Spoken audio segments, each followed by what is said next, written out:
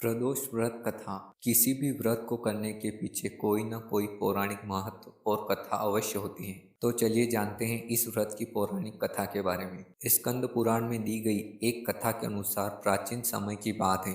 एक विधवा ब्राह्मणी अपने बेटे के साथ रोजाना भिक्षा मांगने जाती थी और संध्या के समय लौट आती। हमेशा की तरह एक दिन जब वह भिक्षा लेकर वापस लौट रही थी तो उसने नदी किनारे एक बहुत ही सुंदर बालक को देखा। लेकिन ब्राह्मणी नहीं जानती थी कि वह बालक कौन है और किसका है। दरअसल उस बालक का नाम धर्मगुप्त था और वह विदर्भ देश का राजकुमार था। उस बालक के पिता जो कि विदर्भ देश के राजा थे, दुश्मनों ने उन्हें युद्ध में मौत के घाट उतार दिया था और राज्य को अपने अधीन कर लिया। पिता के शोक में धर्मगुप्त की माता भी चल बसी और शत्रुओं ने धर्मगुप्त को राज्य से बाहर कर दिया। बालक की हालत देख ब्राह्मणी ने उसे अपना लिया और अपने पुत्र के समान ही उसका पालन पोषण किया। कुछ दिनों बाद ब्राह्मणी अपने दोनों बालकों को लेकर देवयोग से मंदिर गई, जहां उसकी भेंट ऋषि सांडिल्य से हुई। ऋषि सांडिल्य एक विख्यात ऋषि थे जिनकी बुद्धि और विवेक की हर जगह चर्चा थी। ऋषि ने ब्राह्मणी को उस बालक के अतीत यानी कि उसके माता पिता के बारे में बताया,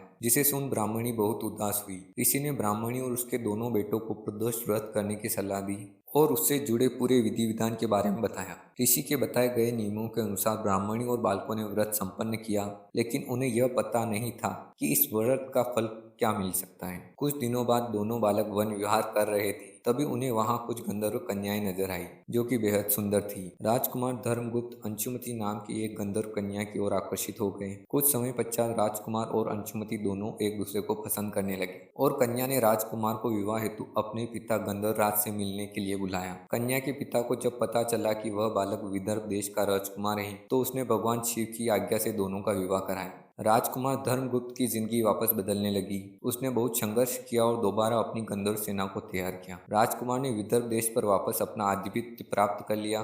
कुछ समय बाद उसे यह मालूम हुआ कि बीते समय में जो कुछ भी उसे हासिल हुआ है वह ब्राह्मणी और राजकुमार धर्मगुप्त के द्वारा किए गए प्रदोष व्रत का फल था। उसकी सच्ची आराधना से प्रसन्न होकर भगवान शिव ने उसे जीवन की हर परेशानी से लड़ने की शक्ति दी। उसी समय से हिंदू धर्म में यह मान्यता हो गई कि जो भी व्यक्ति प्रदोष व्रत के दिन शिव पूजा करेगा और एकाग्र होकर प्रदोष व्रत की कथा सुनेगा और पढ़ेगा, उसे 100 जन्मों तक कभी किसी परेशानी या फिर दरिद्रता का सामना नहीं करना पड़ेगा। फरवरी माह में 2 प्रदोष व्रत हैं।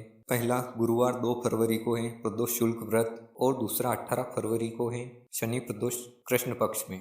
हिंदू धर्म से जुड़ी प्रमुख तिथियों, त्योहारों, उपवासों और बहुत सारी जानकारियों के लिए इस चैनल को सब्सक्राइब कीजिए, जिससे कि आपको महत्वपूर्ण जानकारी मिल सके।